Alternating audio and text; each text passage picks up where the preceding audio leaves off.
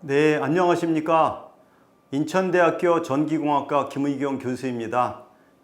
인도네시아 관계자 여러분, 만나 뵙게 돼서 반갑습니다. 한국의 에너지 정책과 스마트 시티에 대해서 관심도가 높다고 전달받았습니다. 오늘 한국의 에너지 정책과 스마트 시티 추진 전황에 대해서 여러분들에게 안내를 드리게 돼서 영광입니다. 오늘 여러분들께 말씀드릴 사항들에 대한 것들을 간략히 설명드리겠습니다. 첫 번째, 챕터로 기후변화 및 에너지 이슈에 대해서 설명을 드릴 것이고요. 두 번째로는 한국의 에너지 및 기후변화 정책에 대해서 설명을 드리겠습니다. 그리고 세 번째는 한국의 스마트 시티 추진 사례에 대해서 설명을 드리겠고요.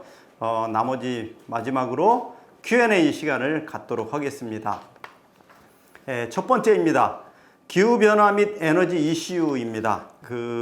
세계의 에너지 및 기후 위기 현황입니다.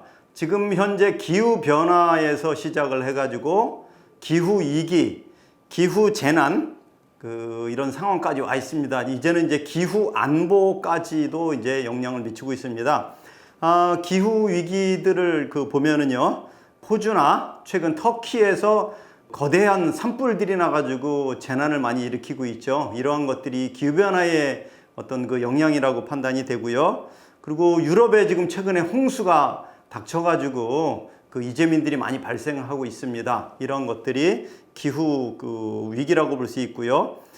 또 한편 여러 가지 문제들로 인해서 실향민들이 발생을 하고 있는 상태입니다. 그렇기 때문에 기후 변화가 이제 기후 재난까지 영향을 미치고 있는 현상이라고 볼 수 있겠습니다. 네, 한국의 현상도 또 마찬가지입니다. 한국의 지금 연평균 온도가 한 10도에서 한 15도 정도 되는데 점차 평균 온도가 상승되고 있고요. 폭염이 상당히 많이 발생을 하고 있습니다. 여름철 폭염으로 인해서 에어컨 가동일수가 상당히 많이 높아지고 있습니다. 또 한편 온대성 기후에서 아열대성 기후로 기후가 점차 변화되고 있는 상태로 볼 수 있겠습니다. 네, 다음은 이제 세계의 현황들입니다. 이에 대한 대책으로 유럽연합은 2019년도 12월에 유럽 그린딜을 발표하게 됩니다. 여기에서는 이제 50년까지 탄소 배출을 제로화하겠다는 계획을 발표를 했고요. 이를 위해서 재생에너지를 확대하고 에너지 효율 개선을 하고 수송 부문의 온실가스 배출량을 90%까지 50년까지 감축하겠다는 계획을 발표를 했습니다. 또 밑에 자료를 보면요, 미국의 뉴욕주입니다. 뉴욕주는 재생에너지에 의한 발전 비중을 30년까지 70%, 50년까지 100%의 목표를 갖고 계획을 수립하고 실행하고 있는 상태라고 볼 수 있겠습니다. 또 한편 해상 풍력을 증설을 하고 공장이라든지 건축물의 지붕형 태양광을 확대를 하고 대규모 에너지 저장 설비를 구축하도록 하고자 하는 계획들을 수립해서 발표를 하였습니다. 네, 다음 장이 되겠습니다. 세계 각국가가 지금 코로나19로 인해서 엄청난 사회적인 변화를 느끼고 있죠. 코로나로 인해서 사람과 상품과 식량과 에너지 이런 것들이 지금 이동의 제한으로 인해서 어떤 애로사항들을 많이 느끼고 있고요. 코로나 이전에는 세계가 하나로 이루어지는 글로벌화가 진행이 되고 있었습니다. 코로나로 인해서 세계화의 한계를 느끼고 있습니다. 비대면 사회로 바뀌고 있고요. 필수 상품들에 대한 것들을 확보하려고 하고 있고, 또 한편 독립성, 국가별로 자국의 이익을 위해서 추구하는 부분들이 상당히 이제 많이 강화되고 있는 상태입니다. 또 한편 그러다 보니까 지역주의와 또 한편 분산되어 있는 것들을 중심으로 진행이 되고 있습니다. 또 디지털화가 되어 있고요. 에너지 자립률을 향상시키려고 하고 있고, 재생에너지의 보급 촉진이 지금 확대되고 있습니다. 이와 비슷한 관계로 최근의 에너지 이슈를 보면은요, 분산 에너지, 즉 대규모 발전소보다는 소규모 분산 발전을 추진하고 있고요. 또 한편 재생에너지를 중심으로 에너지 전환을 진행을 하고 있고, 에너지 분권화라고 해서 지자체별, 지역별로 에너지의 자립을 향상시키려고 하고 있습니다. 이와 맞춰서 한국에서는 그린 뉴딜을 발표를 했고요. 아리백제도, 리뉴어블 에너지로 100%로 전기를 생산해서 쓰겠다는 아리백제도가 세계적으로 지금 확대되고 있는 상태입니다. 또 한편 유럽에서 얼마 전에 발표를 했죠. 탄소 국경세를 부과를 하겠다고 했습니다. 그렇기 때문에 재생에너지에 의한 에너지 상품 생산을 지금 필요로 하지 않겠나 지금 생각됩니다. 또 한편 대한민국을 비롯한 선진국들이 탄소 중립을 선언했습니다. 대한민국은 2050년에 탄소 중립을 이루겠다고 선언을 했습니다. 이에 따라서 실행 방안들을 지금 수립을 하고 있는 상태입니다. 다음은 한국의 에너지 소비 현황에 대해서 소개시켜 드리도록 하겠습니다. 면적은 세계에 한 107위 정도 되고요. 인구수는 5,100만 정도로 돼가지고 한 세계 28위 정도가 됩니다. 경제국 규모로는 그 GDP는 1조 6천억 달러 해가지고 한 세계 10위 정도에 해당이 되고요. 1인당 GDP는 그 3만 1,600달러 정도 됩니다. 에너지와 기후에 대한 어떤 그런 문제점들은 국가의 경제 규모와 1인당 GDP 이런 것들이 그 관계되고 있는 거기 때문에 그 에너지 소비가 그 인구수와 그 1인당 GDP에 대한 관계된다는 것들을 관심을 갖고 보시면 좋지 않겠나 생각됩니다. 그 한국의 2018년도 에너지 밸런스입니다. 네, 여기에는 이제 에너지 공급과 전환과 소비의 표를 보시면 알 수 있겠습니다. 여기에 이제 공급의 1차 에너지는 에너지가 국가에 투입되는 양, 그 에너지가 국내에서 에너지로서 소요되는 것들을 이제 1차 에너지라고 표현이 될 수 있고요. 이 1차 에너지가 소비자 단에서 사용될 수 있도록 하고 있는 게 최종 에너지입니다. 그러니까 1차 에너지가 최종 에너지 변환이 되기 위해서는 전환을 해야 됩니다. 이런 것들이 그 석유 제품들이 열이나 전기로 변환이 되고요. 가스가 열이나 전기로 변환이 되고 이런 것들이 에너지 전환이라고 볼 수 있겠습니다. 대한민국의 에너지 전환은 표에서 보시는 바와 같이 전환 손실이 24.3%에 해당이 됩니다. 즉 이 얘기는 실제 에너지로서 소비단에 사용되는 것들을 보면 75.7%만이 사용이 되고 있다고 볼 수 있겠습니다. 이 부분들은 각 국가별로 좀씩 차이가 있습니다. 그렇기 때문에 인도네시아에서도 나름대로 에너지 전환에 대한 손실, 이거는 국가적인 그 에너지 전환에 대한 그 손실이기 때문에 이런 부분들을 강화해야 할 것입니다. 이에 따라서 에너지 효율화와 온실가스 배출량의 감소가 여기에 영향을 미칠 수 있다고 볼 수 있겠습니다. 우리나라의 그 총 에너지원을 보면은요, 석유와 LNG와 유연타운과 원자력 이렇게 4대 에너지원이 우리나라의 가장 중요한 에너지원이라고 볼 수 있겠습니다. 나머지 이제 신재생 에너지 부분들이 있는데요. 그 부분들은 지금 현재는 한 6% 정도만을 차지하고 있기 때문에 아직은 좀 더 확대를 해 나가야 될 것이 대한민국의 그 에너지 전환의 숙제가 아닌가 좀 생각이 됩니다. 네, 이에 따른 에너지 사용에 따른 또 여러 가지 다양한 산업 공정에서 나타나는 온실가스 배출 현황입니다. 온실가스 배출 현황들을 보면은요, 에너지 소비에서 배출되는 것들이 87%로 가장 많고요. 그 다음은 산업 공정이 한 8% 정도 되고요. 그 다음에 농업이 3%, 폐기물이 2% 정도를 차지하고 있습니다. 즉 에너지 부문이 온실가스 배출이 가장 큰 주요 요인이라고 볼 수 있겠습니다. 그 에너지 부문 중에도 가장 크게 나타나는 것들은 그 산업 부문이 한 43%를 차지하고요. 수송 부문이 16%, 그리고 건설 제조업이 31% 정도를 차지하고 있다고 볼 수 있겠습니다. 때문에 온실가스 배출을 감소시키기 위한 나름대로의 정책들은 대부분이 에너지 효율화, 에너지 전환 이런 것들이 주요 항목이라고 볼 수 있을 것이라고 보겠습니다.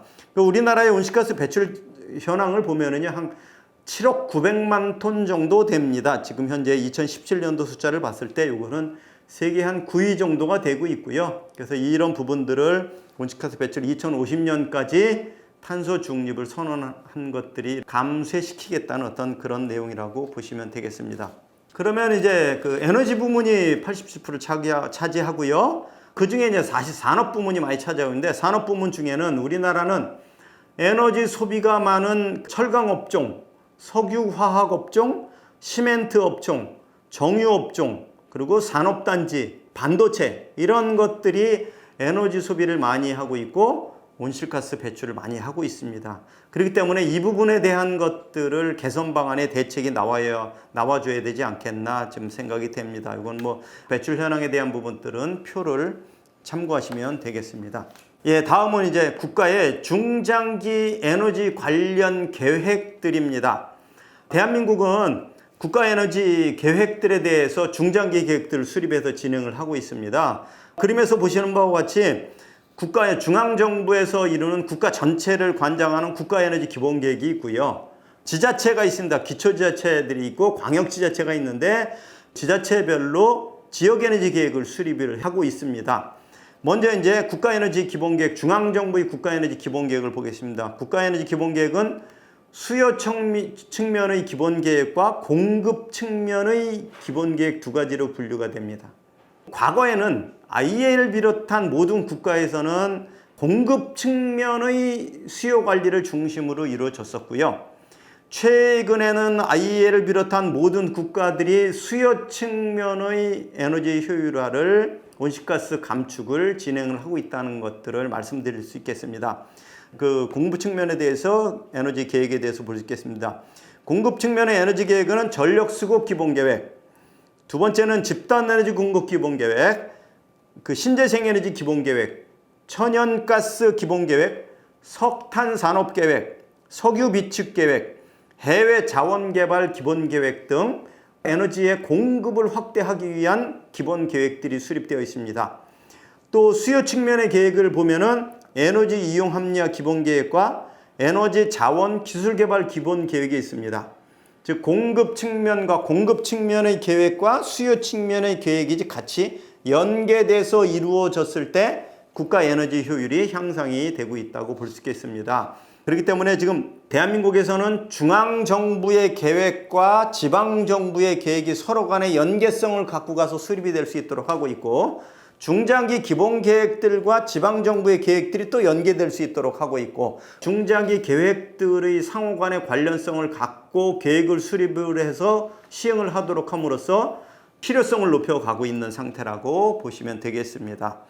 그러면 이제 첫 번째 이제 국가에너지 기본계획부터 보겠습니다. 법적 근거로는 저탄소 녹색성장 기모법 제41조에 의대한 것과 에너지법 제10조에 의거해서 만들어놨습니다.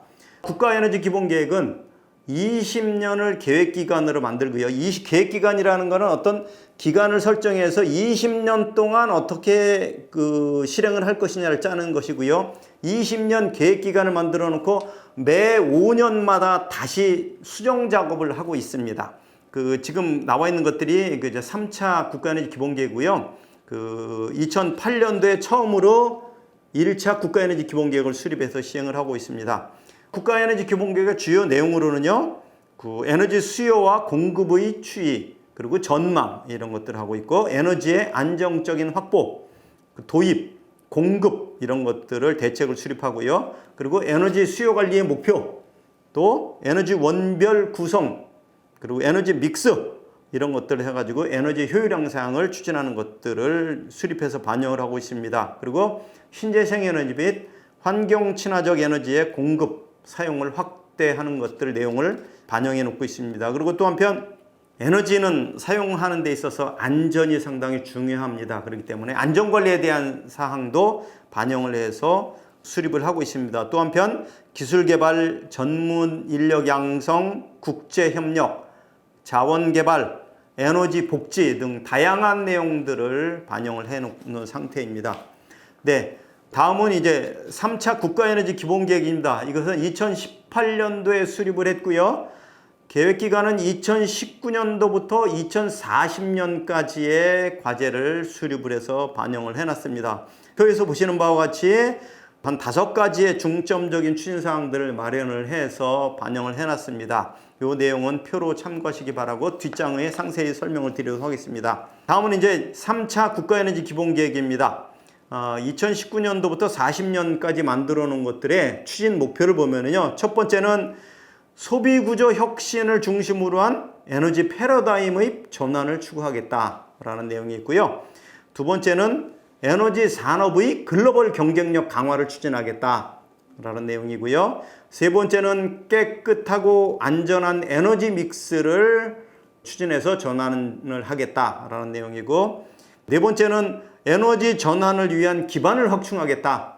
다섯 번째는 분산형, 국민 참여형 에너지 시스템을 확대해 나가겠다라는 내용으로 수립을 해놨습니다. 아마도 이것들은 2040년까지 재생에너지 발전 비중을 한 30에서 35%까지 확대하겠다는 내용으로 지금 수립을 해놓은 상태에 있습니다. 아마도 탄소 중립 그 계획이 새로 발표가 됐기 때문에 이보다는 좀 더 높아지지 않겠나, 적어도 한 40%에서 50%까지는 가지 않겠나, 지금 그런 예상을 하고 있습니다. 다음 장 되겠습니다. 신재생에너지 기본계획입니다. 신에너지 및 재생에너지 개발 이용 보급 촉진법 제5조에 의거해서 법적 근거를 갖고 있습니다. 신재생에너지 기본계획은 10년을 계획기간으로 해서 5년마다 수립을 하도록 되어 있습니다.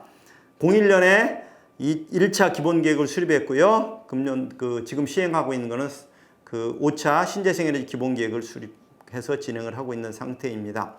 이 주요 내용들을 보면은요, 신재생에너지 원별 에너지 기술 개발 이용 보급 목표를 설정을 하고, 총 전력 생산량 대비 신재생에너지 발전량의 목표를 설정을 해놨습니다. 또 한편 온실가스 배출 감축 목표를 설정을 하고요. 또 한편 신재생에너지 기술 수준의 평가, 또 보급 전망, 기대 효과, 이런 것들을 다 하도록 되어 있고요. 신재생 기술 개발, 그리고 보급 지원에 대한 방안, 그리고 전문 인력 양성, 이런 것들을 반영을 하도록 되어 있습니다. 제5차 신재생에너지 기본계획은 2020년도부터 2034년까지 수립해 놓은 상태입니다. 목표 연도는 34년까지로 해놨고요. 신재생에너지 비중을 최종 에너지에서 13.7%를 신재생에너지로 보급 촉진을 하겠다는 그런 내용들이고요. 발전량 중에는 신재생에너지 발전량을 25.8%를 신재생에너지 발전을 하겠다는 목표를 수립해 놓은 상태입니다. 여기에서 똑같이 세부 실천 과제로는 보급 혁신, 시장 혁신, 수요 혁신, 산업 혁신, 인프라 혁신 등 5가지의 실행 방안을 마련을 해서 추진하고 있는 상태입니다. 네, 다음 장 되겠습니다. 신재생에너지 보급 목표들을 보면은, 표를 보시면은 34년 최종에너지 기준 부문별 신재생에너지 보급 목표가 있습니다. 발전 비중은 1200만 TOE, 건물에서는 300만 TOE, 산업은 600만 TOE 해가지고 합계로 신재생에너지는 2300만 TOE 정도를 신재생에너지 이용해서 보급하겠다라는 내용들이 되겠습니다. 2019년 대비 한 18.5% 정도를 좀 확대를 하겠다고 해놓은 상태에 있습니다. 이런 것들을 이루기 위해서는 발전 부문에는 RPS 제도라는 게 있습니다. 재생에너지 발전 의무화 제도이고요. 건물과 산업에서는 열 에너지 의무화 제도라고 있습니다. 신재생에너지에 의한 열을 의무적으로 사용하는 제도가 RHO 제도라는 것이 있고요. 수송 부문에 디젤 차량들이 바이오 디젤 RFS 제도라 그래가지고 3.0%에서 디젤 사용량의 3.5% 정도를 바이오 디젤로 혼합을 해서 사용하도록 하는 것들을 정책적으로 의무화 제도로 진행을 하고 있다는 것들을 보시면 되겠습니다. 다음은 이제 에너지 이용 합리화 기본계획입니다. 에너지 합리화 기본계획에는 법적 근거로는 에너지 이용 합리화법 제4조에 의거해서 진행을 하고 있고요. 계획기간이 없고 5년마다 수립을 하도록 되어 있습니다. 5년 주기로 수립을 하는 것이죠. 이 주요 내용으로는 에너지 절약형 경제 구조로 전환이 될 수 있도록 하고, 에너지 이용 효율의 증대, 또 한편 에너지 이용 합리화를 위한 기술 개발, 홍보 및 교육, 그리고 에너지 원간 대체, 좀 에너지 믹스라고 표현할 수 있겠습니다. 그 다음에 온실가스 감축을 위한 대책, 그 다음에 열 사용 기자재의 안전 관리 이런 것들이 반영이 되도록 법적 근거를 마련해서 진행을 하고 있습니다. 6차 에너지 협력 기본 계획입니다.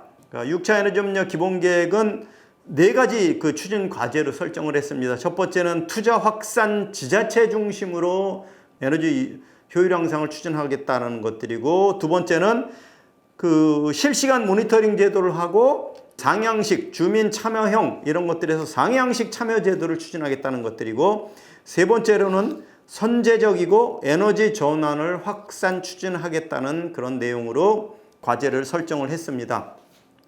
자, 다음 장입니다. 제6차 에너지 이용 합리화 기본 계획입니다. 2020년도부터 2024년까지의 목표를 수립해 놨습니다.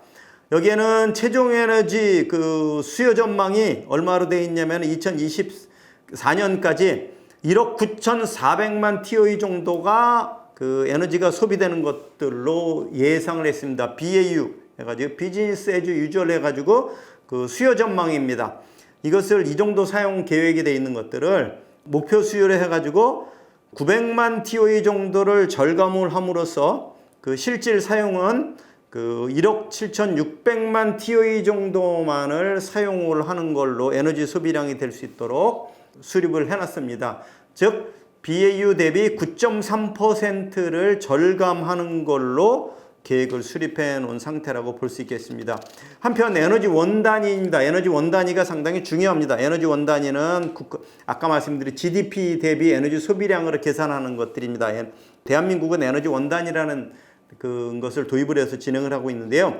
2020년에 작년도는 0.108이었습니다. 이것들 2024년도에는 0.094까지 떨어뜨려서 13%를 개선하겠다고 계획을 수립되어 있는 상태입니다. 이 부분의 그림을 보시면 산업부문, 수송부문, 건물 부분의 감축을 하겠다는 부문별 감축량을 제시되어 있습니다. 다음은 전력수급 기본계획입니다. 전력수급 기본계획에는 법적 근거로는 전기사업법 제25조에 의거해서 추진하고 있고요. 15년 계획기간을 갖고 있고 2년마다 수정을 하도록 되어 있습니다. 네, 이 그 내용들은 주요 내용들은 전력수급 기본 방향에 대한 사항들하고 전력수급의 장기 전망, 또 한편 전기 공급 송배 전망 이런 것들의 시설 계획, 그리고 전력 수요 관리, 지금 그 수요단의 어떤 감축할 수 있는 수요 관리에 대한 사항들하고, 그리고 그 밖에 전력 수급에 필요하다고 인정되는 사항들을 반영하도록 되고 있습니다. 자, 그러면 9차 전력 수급 기본 계획입니다. 9차 전력 수급 기본 계획은 2020년도부터 2034년까지로 설정을 해놨습니다. 수요 전망과 수요 관리 부문과 또 설비 계획을 어떻게 할 것이냐, 또 전력 계통을 어떻게 수립을 할 것이냐, 실행을 할 것이냐, 또 시장 제도를 어떻게 개선할 것이냐, 이런 것들을 좀 그 내용들을 마련을 했습니다. 요 세부적인 내용들에 대한 것들은 추후 그 한국의 어떤 그 계획, 세부 계획들을 다운받아서 보시면은 충분히 이해하실 수 있지 않겠나 좀 생각이 됩니다. 다음 장 되겠습니다. 9차 전력수급 기본계획의 목표입니다. 주요 내용들을 담았습니다. 발전설비 구성 방안입니다. 2020년도에 120.8기가와트의 발전설비 용량을 2034년에는 193.0기가와트로 발전설비 용량이 증설될 것으로 예상을 하고 있습니다. 이 중에 석탄 화력발전을 대폭 축소할 계획을 갖고 있고요. LNG 발전을 좀 증대를 시키고 신재생에너지가 좀 상당히 많이 증대될 계획을 갖고 있고요.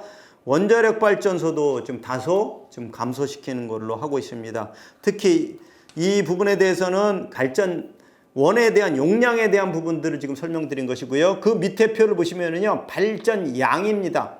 발전설비 용량과 발전량은 차이가 있습니다. 발전량은 실제 우리 국민들이 쓰고 있는 그 전력량을 발전량이고요. 발전설비는 용량입니다. 용량, 이것을 갖고 가동을 했을 때 전기가 생산되는 것들이죠. 발전량 구성은 원자력 발전은 2030년에 대해서 25%, 40년엔 34%, 그 LNG는 19%, 신재생 에너지는 20% 정도, 양수 발전이 0.7% 해가지고 발전량 구성을 즉 30년도 20% 지금 이게 3020 계획입니다. 대한민국에 그 30년까지 20%의 재생에너지 전력을 사용토록 하겠다라는 것들이 3020 계획을 해가지고 발전량 구성 전망이 신재생에너지 기본계획과 전력수급 기본계획의 서로 간의 연계 수치를 일치화시킨 발전량 구성 전망이라고 보시면 될 수 있겠습니다. 지금까지 설명드린 바와 같이 국가에너지 기본계획과 그 밑에 하부 부문별 세부 추진계획들이 있습니다. 그리고 대한민국은 그 밑에 세부 추진계획 밑에 또 세부 실행계획들이 또 수립이 되어 있습니다. 그러니까 여러분들이 한국의 에너지 정책을 공부하고 싶으신 분들은 국가에너지 기본계획과 그 아래 중장기 부문별 기본계획들 있고 그 밑에 세부 실행 방안들이 있습니다. 그리고 이 국가 중앙정부의 계획들과 같이 맞물려서 가는 것들이 또 지방정부의 지역에너지 계획이라는 것들이 있습니다. 그러니까 요 여러 가지 단계별 있는 것들과 지방정부 계획을 같이 연계해서 하나의 시스템으로 좀 관찰을 해주시면은 아마도 국가의 에너지 정책을 수립하는 데 큰 도움이 되지 않겠나 좀 생각이 됩니다. 네, 이상으로 국가 에너지 정책에 대해서 설명을 드렸고요. 다음은 이제 기후변화 대응 전략입니다. 에너지 정책과 기후변화 정책이 어떻게 보면 같은 내용이라고 볼 수도 있겠지만은 실질적으로 계획은 별도로 수립이 되고 있습니다. 한국의 기후변화 대응 전략은요, 2009년에 저탄소 녹색성장 국가 전략을 비롯해가지고 녹색성장 5개년 계획, 기후변화 대응 기본계획, 에너지 기본계획, 기후변화 적응대책, 배출권 거래제 기본계획, 국가 배출권 할당 계획 등 다양한 계획들을 갖고 실행을 하고 있습니다. 또 한편 지금 세부 실행 방안들을 만들고 있습니다. 탄소 중립 방안에 대한 세부 실행 방안을 만들고 있습니다. 여러 가지 한국의 기후변화 대응들은 한 97년도부터 시작을 해가지고 여러 가지 단계를 거쳐서 만들어 놨습니다. 이런 것들을 해가지고 중간 단계에서 실행 방안들은 표 밑에서 보시는 바와 같이 2020년까지 온실가스 감축 목표를 BAU 대비 30%를 감축하겠다라는 내용으로 설정을 했었고요. 이것을 다시 수정을 했습니다. 이것들이 30년까지 감축 목표를 BAU 대비 37% 감축을 하겠다라고 선언을 했습니다. 이것이 다시 또 대한민국 대통령께서 유엔에 가서 발표를 하셨죠. 2050년까지 탄소 중립을 실현하겠다라는 것들입니다. 이제 기후변화 정책이 점차 강화되고 있다는 것들을 보시면 될 것 같습니다. 한국의 기후변화 정책이 세계 선진국들에 발맞춰서 기후변화 정책을 강화하고 있다는 것들을 보시면 될 것 같습니다. 자, 다음 페이지입니다. 한국의 온실가스 감축 실행 방안입니다. 여기에는 이제 국가 온실가스 감축 목표는 아까 말씀드린 30년 BAU 대비 37% 감축 목표를 하겠다는 것들이고요. 산업부문, 건물부문, 수송부문, 에너지 전환부문, 이게 크게 4개 부문에 대해서 탄소 감축 실행 방안들을 마련을 했고요. 여기에 그 세부 실행 방안들은 RE100을 실행을 해서 많은 대기업들이 참여하도록 하고 있고요. 에너지 효율 향상과 자원 순환 경제로의 전환, 또 배출권 거래제와 목표 관리제를 실행을 하고 있습니다. 대한민국은 대기업들을 중심으로 실행하고 있는데요. 이런 것들을 제도를 실행함으로써 대기업들이 온실가스 감축을 하도록 하고 있고요. 또 한편 탄소세 부과에 대한 것들을 지금 논의가 되고 있는 상태입니다. 아직은 도입은 안 돼 있습니다. 이런 부분들도 점차 될 것이고요. 최근 아까 말씀드렸듯이 유럽에서 탄소 국경세가 도입이 돼가지고 우리나라도 수출을 중심으로 한 대기업들은 RE100을 가입을 해서 실행을 해야 되는 그런 아주 다급한 상황까지 도래되어 있는 상태라고 볼 수 있겠습니다.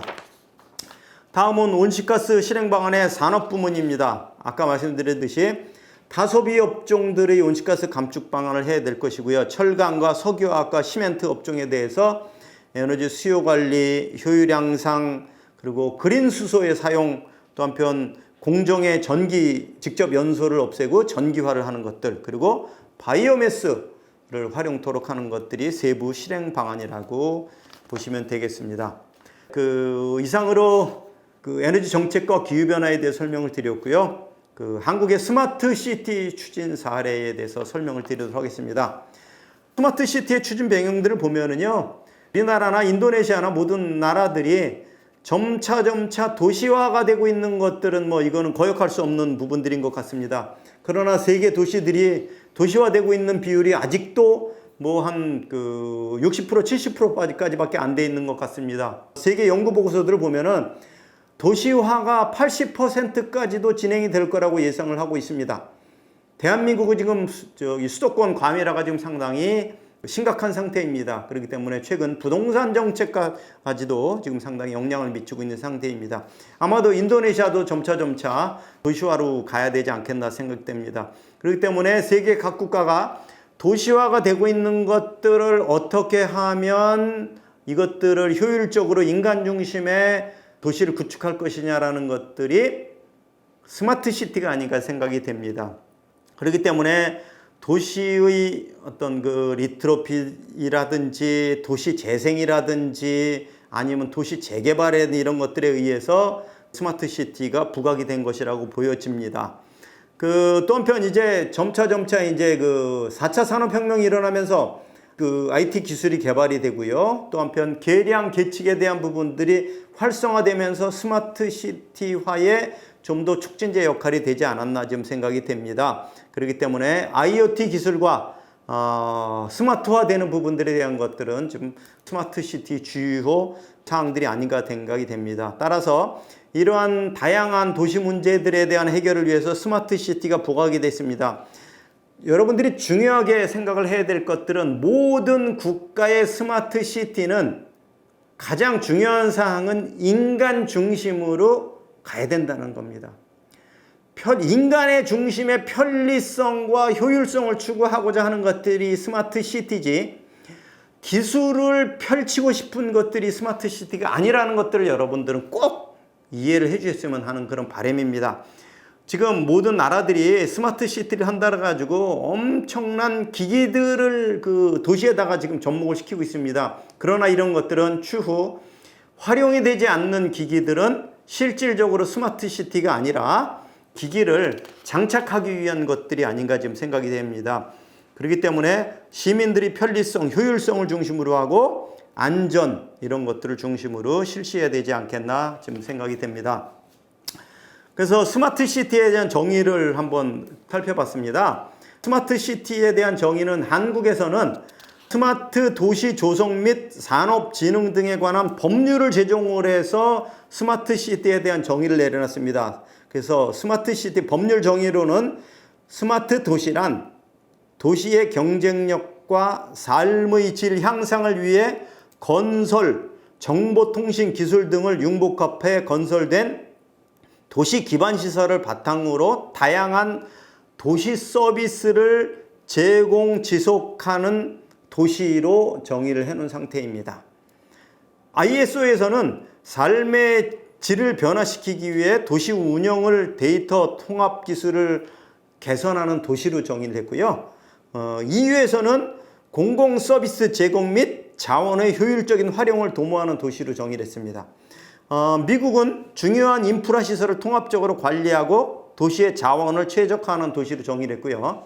IEE에서는 기술과 정부와 사회가 갖는 특징을 제시하는 도시로 정의를 했습니다. 각 국가별로 스마트 시티에 대한 정의는 각각 다르지만 조금 전에 설명을 드린 바와 같이 인간의 편리성과 효율성, 인간의 행복을 위한 만드는 도시가 스마트 시티가 아닌가 생각이 됩니다. 한국의 스마트 시티 발전 과정에 대해서 설명해 드리겠습니다. 한국은 과거 초기에는 90년대 중반부터 디지털 시티를 추진을 해서 진행을 했습니다. 유럽과 일본 등에서도 기존 도시의 재개발 이런 것들을 중심으로 시작이 됐고요. 우리나라는 그 표에서 보시는 바와 같이 96년도에 UCT를 중심으로 해서 진행을 해왔습니다. 그리고 2단계는 UCT가 기점으로 돼서 스마트 도시를 만들고 리빙랩을 중심으로 진행을 해왔었고요. 지금 현재 우리나라는 지금 3단계에 들어와 있습니다. 스마트 시티는 전 세계적으로 확산되고 있는 스마트 시티를 하고 있고요. 우리나라가 지금 시범 사업을 추진하면서 부산의 에코델타 시티와 세종 스마트 시티 2개를 시범 단지를 조성을 해서 국가 프로젝트를 진행을 하고 있고요. 이것을 위해서 경기도 시흥과 대구에 실증 단지를 구축을 해서 리빙랩 연구를 진행을 하고 있습니다. 여기에서 연구되는 것들은 세종 스마트 시티와 부산 에코델타 시티의 그 기술들을 적용을 하려고 지금 연구 개발을 진행을 하고 있는 상태라고 보시면 되겠습니다. 그러면 과연 스마트 시티에는 어떤 내용들이 들어가야 될 것이냐라는 것들입니다. 스마트 시티의 세부 내용입니다. 스마트 시티의 세부 내용은 첫 번째는 건축물의 연도, 건축 연도, 면적, 용도들을 나타내는 건축 정보와 공간 정보, 이런 것들에 들어가는 건축 정보가 있어야 될 것 같고요. 그리고 교통에 대한 안전, 그리고 교통망, 주차시설, 그 다음에 신호체계, 이런 것들이 연계된 교통 분야가 지금 반영이 돼야 될 것 같고요. 세 번째로는 의료 분야입니다. 병원 시설과 연계된 의료 시설 현황, 그리고 병원에 환자들이 얼마큼 있는지 입원 현황, 또 의료기관 간 연계 현황, 내가 A 의료기관을 갔다가 그 자료가 B 의료기관으로 이동했을 때 나의 의료 정보들이 다 연계돼서 갈 수 있도록 하는 것들이 돼야 될 것 같고요. 그리고 안전 분야입니다. 가장 중요한 거는 안전입니다. 방범과 반제와 시설물 관리, 모니터링, 이런 것들이 필요한 것 같고요. 그 다음에는 에너지입니다. 에너지 부문들, 에너지 공급 시설들, 발전소, 저유소, 충전소, 이런 것들이 필요하고요. 스마트 그리드, 전기 자동차 및 충전 시설, 수소 자동차 및 수소 스테이션, 그리고 에너지 관리 시스템, 그리고 온실가스 배출 현황, 이런 것들이 좀 관리가 돼야 될 것 같고요. 그 다음에가 스마트 홈, 즉 스마트 빌딩, 주택의 햄스, 뱀스, 팸스, 샘스, 이런 것들에 대해서 국가가 연계망을 갖고 데이터를 관리하고 분석을 해서 서비스하고, 이런 것들을 갖고 신산업이 또 창출되고 하는 것들을 해야 되지 않겠나 됩니다. 그 다음번에 환경 분야입니다. 한국에서 최근에 가장 큰 애로사항이 이제 미세먼지입니다. 미세먼지에 대한 사항들, 그리고 환경 오염물질, 질산나트륨, 황산나트륨, 이런 것들이 환경오염물질 배출되는 것들을 좀 관리가 돼야 될 것 같고요. 그리고 수질관리, 폐기물 관리에 대한 것들이 관리가 돼야 될 것 같습니다. 또 한편 이제 통신 분야입니다. ICT 기술을 접목해서 센서, 네트워크 시스템, 그리고 빅데이터, 이런 것들을 갖고 해야 되는데, 중요한 거는 ICT와 빅데이터에 꼭 수반이 돼야 될 것들은 정보 보안 시스템입니다. 이런 부분들을 꼭 같이 가야 되지 않겠나 생각됩니다. 그리고 또 한편 중요한 것들이 물 관리 시스템입니다. 물은 인간이 살아가는 데 가장 중요한 부분들이기 때문에 대한민국은 물 관리에 대한 부분들을 상당히 신경을 많이 쓰고 있습니다. 물의 공급망 관리, 수질 관리, 그 다음에 물 재생 현황, 이런 것들을 갖고 스마트 시티 내용에 지금 접목을 시키려고 하고 있는 상태라고 보시면 되겠습니다. 한국의 스마트 시티 추진 현황입니다. 스마트 시티 조성을 위해서 한국은 세종 국가도시와 3기 신도시를 스마트 시티를 조성을 하려고 하고 있고요. 또 한편 두 번째로는 스마트 생태계 조성을 해가지고 산업을 육성하려고 하고 있습니다. 그 다음번에 스마트 시티를 추진하는 데서도 시민과 민간의 참여를 추진하는 스마트 시티를 추진하려고 하고 있고요. 네 번째로는 데이터 기반을 한 도시 운영을 추진하려고 하고 있습니다. 또 한편 스마트 시티 기술에 대한 해외 수출을 연계하려고 하고 있고요. 그 다음에 스마트 시티가 이루어지고 있는 것들은 성과 공유, 확산을 할 수 있도록 해서 신도시나 기존 도시를 바꾸는 것들을 우수 사례들을 갖고 대한민국 전국으로 확산을 하고 해외 수출을 하려고 진행을 하고 있다는 것들을 설명드릴 수 있겠습니다. 다음번에 이제 테마별 추진한 현황입니다. 스마트 시티는 첫 번째는 신도시 구축하는 것들이 있고요. 두 번째는 기존 도시를 구축하는 것들이 있습니다. 신도시 구축에 하는 것들은 두 개, 아까 말씀드린 세종 스마트시티와 부산 에코델타시티 두 개와 지금 최근에 신도시를 구축하는 것도 있습니다. 6개 3기 신도시를 스마트시티를 도입을 하려고 하고 있고요. 또 한편 기존에 진행되고 있는 신도시 구축하는 것들이 있습니다. 택지 개발하는 것들을 갖고 스마트시티의 기술들을 접목을 하려고 하고 있습니다. 지금 이 신도시는 신도시 전체를 갖고 스마트시티 한다는 것들은 아니니까 요 내용들은 알아주시면 좋겠습니다.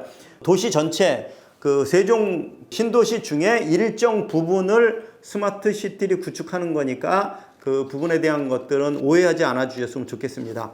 또 한편 기존 도시를 그 스마트시티화 하는 것들입니다. 기본 도시는 대한민국은 국토부에서 도시 재생 사업이라고 있습니다. 기존 도시들을 재개발을 하거나 아니면 그 리트로피를 하거나 이런 것들 할 때 도시 재생 사업과 정부 정책과 스마트 시티를 같이 연계해서 추진하고 있고요.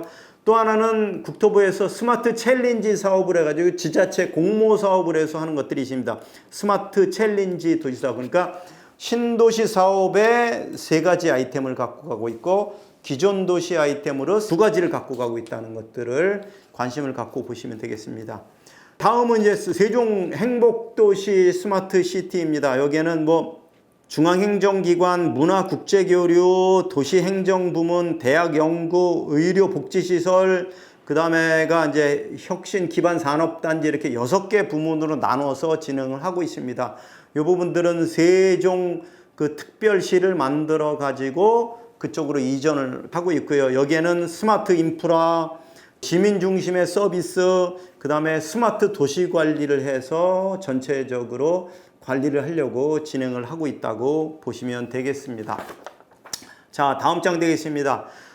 한국의 스마트 시티를 추진하는 것들을 보면은 지금 스마트 시티를 한번 구축하고 나서 끝내는 것이 아니라 지속적으로 계속 진화를 하도록 만들어 놓은 게 대한민국 정부의 목표입니다. 따라서 첫 번째 단계로는 포용적 도시, 즉 그 일반적인 스마트 시티를 구축을 해놓고요. 점차 시민과 민간이 참여하는 파트너십을 구축을 해서 점차 진행을 하도록 하고 있고, 그 다음번에는 3단계는 데이터를 기반으로 해서 좀 더 개선해 나가는 이런 방식으로 3단계에 걸쳐서 진행을 하고 있다고 보시면 되겠습니다. 대부적인 사항들에 대한 것들은 자료를 참고하시면 될 것 같습니다. 다음은 이제 세종 행복도시에 대한 부분들입니다. 세종시는 행정수도로 세종시를 법적으로 만들어 가지고요. 대한민국 전체라기보다는 남한 지역의 중부권에다가 그 지도에서 빨간 표시로 되어 있는데요. 세종시에다가 새로운 도시를 하나 구축하는 걸로 해서 만들어 놨습니다. 설립 취지는 수도권 과밀화를 해결하는 것들하고 국가 균형 발전, 국토 균형 발전을 하자는 어떤 그런 의도로 진행을 해서요. 2006년도 7월 달에 세종시 건설 기본계획을 수립을 했고요. 사업비는 22조 원 정도를 해서 수립을 했습니다. 그래서 2012년도 7월 달에 세종특별자치시를 출범을 했고요. 그리고 인구 32만 명과 면적은 464제곱킬로미터로 설정을 했습니다.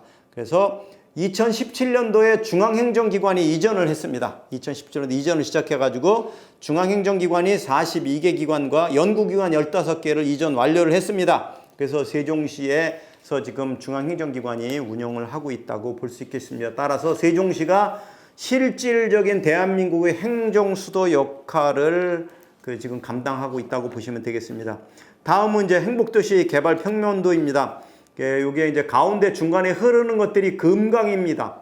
금강을 끼고 동서남북쪽으로 해가지고 개발을 하는 평면도니까 참고를 하시면 될 것 같고요. 세종시의 교통부문에는 여기에는 가장 큰 장점을 갖고 갈 수 있는 게 친환경 BRT 도입입니다. 2030년까지 수송부문의 70%를 대중교통을 이용하도록 하고자 하는 것들입니다. 개인용 차량들을 가능한 한 이용하지 않도록 하려고 하는 것들이고요. 버스가 36%, 전기자전거 이런 것들을 중심으로 하려고 하고 있습니다. 그 다음 페이지입니다. 친환경 교통수단을 위해서 전기차, 수소차 보조금을 지속적으로 지금 지원을 해주고 있고요. 그 전기자전거 구매 보조금까지도 지원해주고 있습니다. 그래서 전기차 충전 시설들을 대폭 확대를 해서 전기차를 많이 활용할 수 있도록 함으로써 에너지 이용 합리화와 온실가스 감축을 추진하려고 생각을 하고 있습니다. 다음 페이지입니다. 충전 인프라 구축한다고 만들어놨죠. 여기에 이제 각 지역별로 요소에 전기차 충전 시설들을 설치를 하고 또 수소 스테이션도 설치를 해가지고 친환경 차의 보급을 촉진하려고 생각을 하고 있습니다. 다음은 이제 제로에너지 건축물입니다. 세종시에는 제로에너지 건축물을 보급 촉진을 하고 있고요. 대한민국 정부에서는 2017년도에 제로에너지 빌딩 인증제도를 도입을 했습니다. 이 인증제도는 지금 현재에 5가지 등급을 부여를 하고 있고요. 가장 낮은 5등급은 에너지 자립률 20% 시작을 해가지고 100% 이상 플러스 에너지 빌딩 이런 것까지 할 수 있도록 해서 제로에너지 빌딩 인증제도를 도입을 해서 진행을 하고 있습니다. 따라서 세종시에는 제로에너지 빌딩을 가능한 한 많이 설치가 될 수 있도록 건축 인허가 단계에서부터 건축하고자 하는 분들과 협의를 해서 제로에너지 빌딩을 추진하고 있습니다. 제로에너지 빌딩은 적용되는 것들은 태양광, 고기밀성 단열 창호, 외단열, 또 신재생 에너지의 대폭 설치 이런 것들을 통해서 하고 있고요. 여기 보면 세종 롤앤하우스라든지 이런 것 주택 단지 전체가 제로에너지 주택 단지로 해가지고 건축해가지고 입주해서 지금 사람들이 기거하고 있는 상태라고 보시면 되겠습니다. 다음은 세종시에는 신재생 에너지를 적극적으로 보급하려고 하고 있습니다. 아까 말씀드린 3020 30년까지 20년 보급 목표를 하고 있고요. 세종시 요소에 신재생 에너지 보급 촉진을 하려고 하고 있습니다. 네, 그 다음 페이지를 보시면은 세종시하고 세종과 대전시 간 도로에 도로 중앙 부위에 자전거 도로를 설치를 해줬고요. 자전거 도로 위에 지붕을 태양광 모듈로 지붕을 가려서 우천시에 비가 내려도 맞지 않도록 거기를 설치를 해줬습니다. 도로 중앙에다 설치를 했고요. 호수공원이라든지 중앙공원이라든지 아니면 방음 터널이 있습니다. 방음 터널 지붕 같은 경우 거기에 태양광 설비를 설치해서 유휴 공간들에는 다양한 신재생 에너지가 도입이 될 수 있도록 이런 부분들은 지자체와 중앙정부와 상호 간 협력을 해서 적극적으로 보급 촉진을 하고 있다고 볼 수 있겠습니다. 또 한편 세종시에는 집단 에너지 열병합 발전 설비를 도입을 해서 공급하라고 생각, 개별 연소 기기들을 가능한 없애려고 생각을 하고 있습니다.